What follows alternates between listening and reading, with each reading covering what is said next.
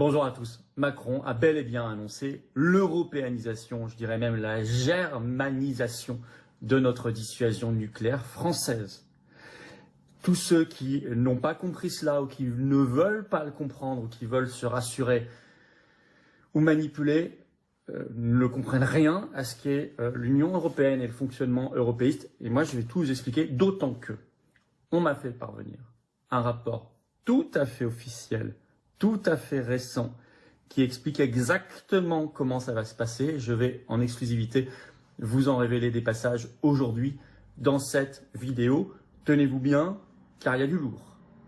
C'est un acte de haute trahison. Et c'est comme ça que fonctionne l'Union européenne, sans dire les choses, en maniant des concepts flous pour endormir tout le monde et arriver à la fin à la destruction d'un intérêt national, d'une souveraineté nationale au profit de l'européisme et de l'Europe allemande en réalité.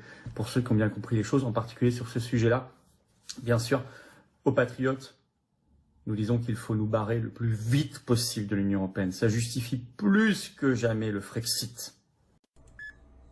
Et notre invité ce matin dans la grande interview CNews et Europe 1, c'est Pierre Lellouche. Bonjour à vous. Bonjour. Ancien ministre spécialiste des questions internationales. Pierre Lellouche, les frappes se poursuivent en Iran au 3e jour de l'offensive américano-israélienne. En riposte, une attaque de drones kamikazes iraniens a touché hier la base navale d'Abu Dhabi où se trouvent des troupes et des bâtiments français sans faire de blessés, heureusement. Est-ce que nous sommes en train, la France, d'entrer dans le conflit, Pierre Lellouche? La réponse est oui. D'abord parce qu'on a été attaqué. Et deuxièmement, parce que cette base, c'est la France qui l'a voulu en 2008, sous Nicolas Sarkozy. La semaine dernière, le gros bon sens a encore été mis à rude épreuve. Alors que nous croyons tous que la justice devrait être impartiale, la Cour d'appel de l'Ontario a une fois de plus prouvé qu'au Canada aujourd'hui, votre origine ethnique détermine votre peine. Voici les faits. Kenneth Morrison, un autochtone, faisait partie d'un groupe qui a commis un cambriolage violent. Ils ont ciblé le domicile d'un homme vulnérable et handicapé, atteint de paralysie cérébrale. La victime est décédée lors du cambriolage. La peine initiale était l'emprisonnement à vie. C'est la peine qu'une société civilisée réserve à ceux et celles qui commettent des cambriolages meurtriers à main armée. Mais la Cour d'appel est intervenue. Elle a réduit la peine de perpétuité à seulement 12 ans. Pourquoi?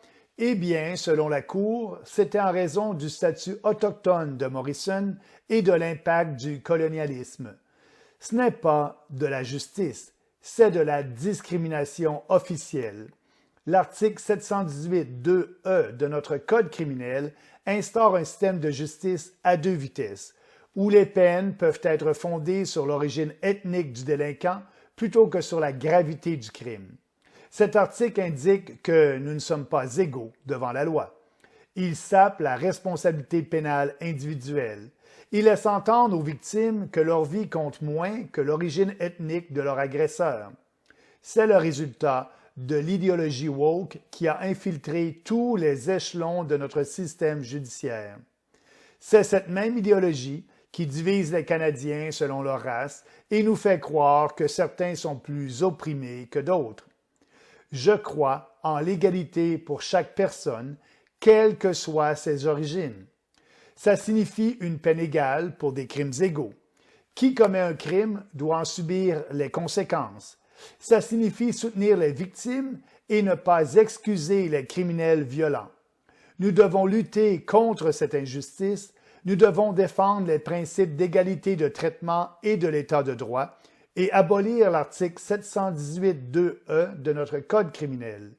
Devenez membre du Parti populaire et luttez à nos côtés pour l'équité et une véritable justice pour les victimes.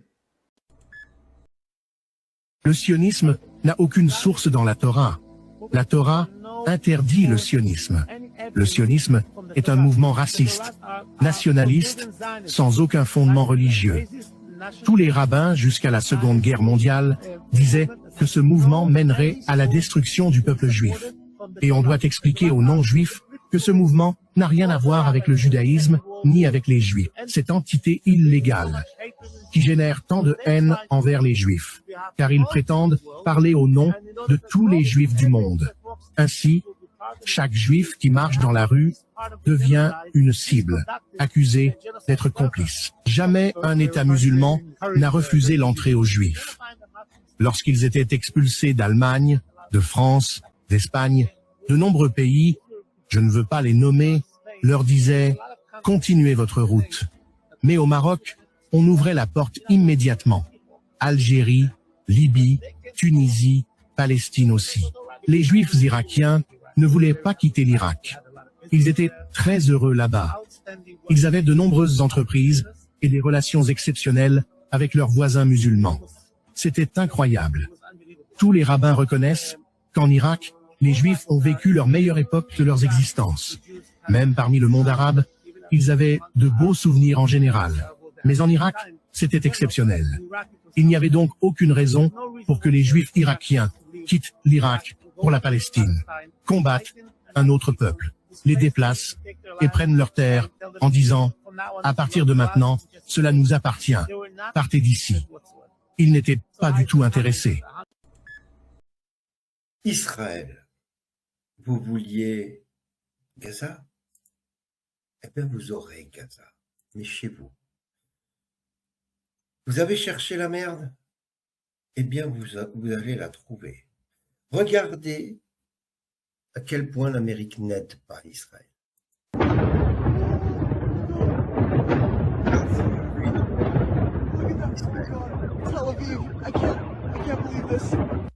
Ils se croyaient invincibles. Ils ne le sont plus. La guerre des médias continue. Ils ont interdiction, les Israéliens, de filmer l'état du pays actuellement. Ils ont interdiction.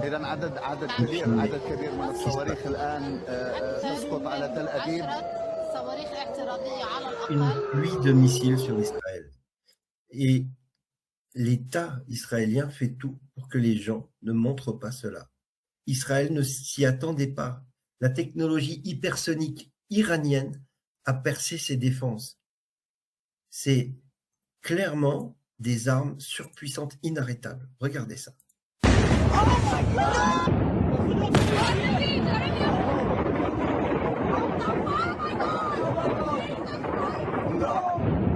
Comme vous voyez bien là, ils envoient plein de missiles. Alors là, c'est des missiles antipatriotes, donc des intercepteurs.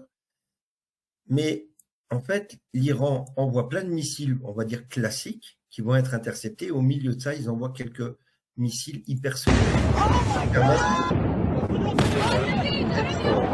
une rapidité, regardez, vous allez en voir passer là-bas, on a une vitesse. Donc, ils ne sont pas arrêtables. C'est les mêmes missiles que la Russie. Les rapports affirment que la centrale nucléaire israélienne a été frappée par plusieurs missiles iraniens balistiques, causant des dégâts et des fuites radioactives potentielles. Effectivement, quand on voit les images, on se dit que là, il y a un problème.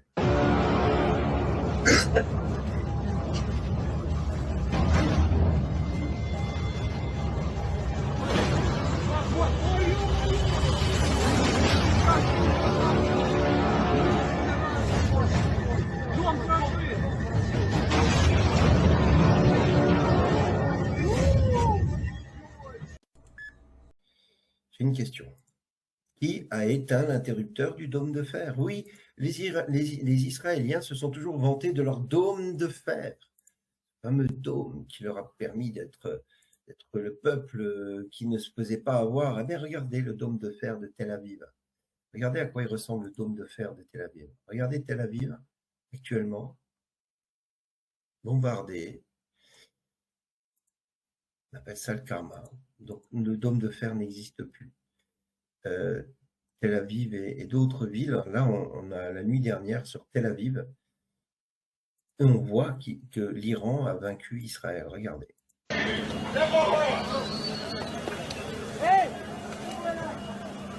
Les dégâts sont énormes. Alors, malheureusement, et le karma fait que, excusez-moi, hein, je suis pas du genre à dire ce genre de mots, mais quand même, je vais le dire, j'assume ce que je dis et je le prends pour moi.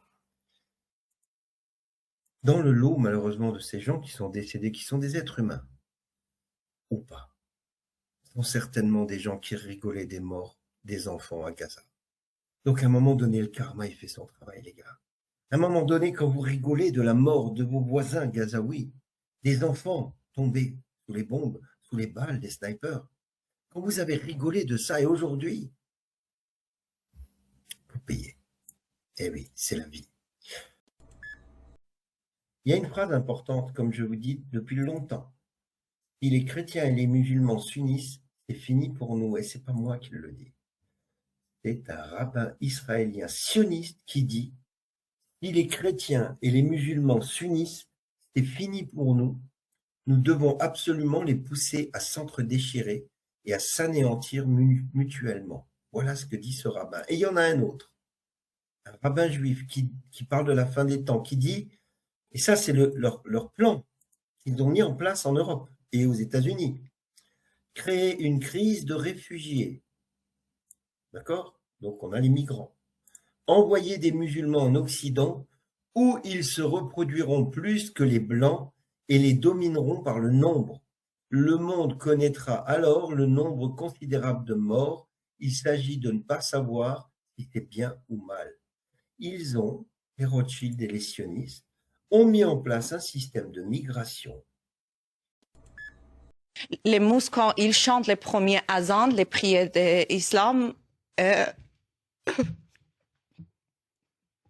je voulais vous dire quelque chose, que sa famille, ils ont droit 10 minutes pour dire au revoir à son fils, à leur fils. Et je vais vous expliquer quelque chose. Tous les gens qui sont morts dans la rue pendant la manifestation, les familles, pour récupérer les corps morts de leurs enfants, il faut payer.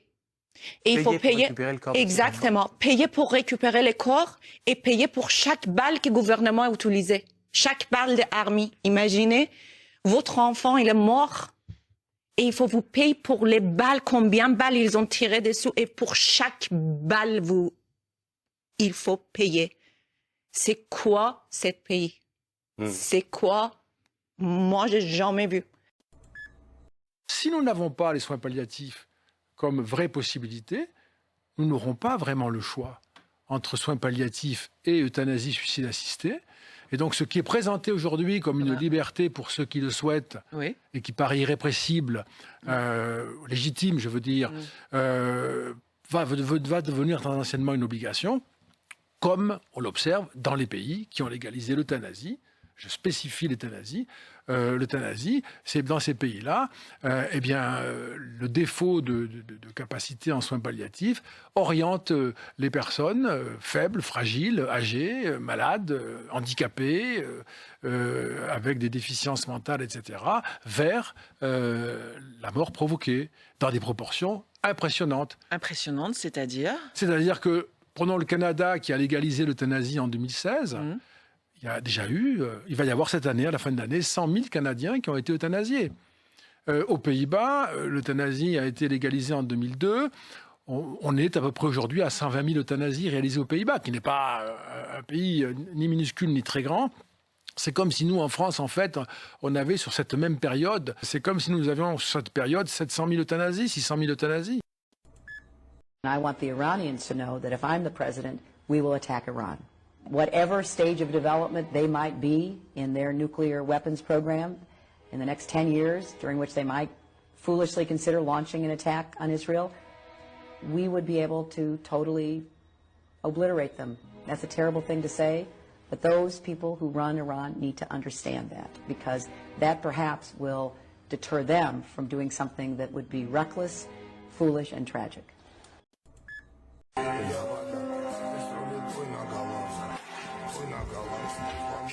Секте в карандиграм, сад моей головы, соседи на весь пух и прах.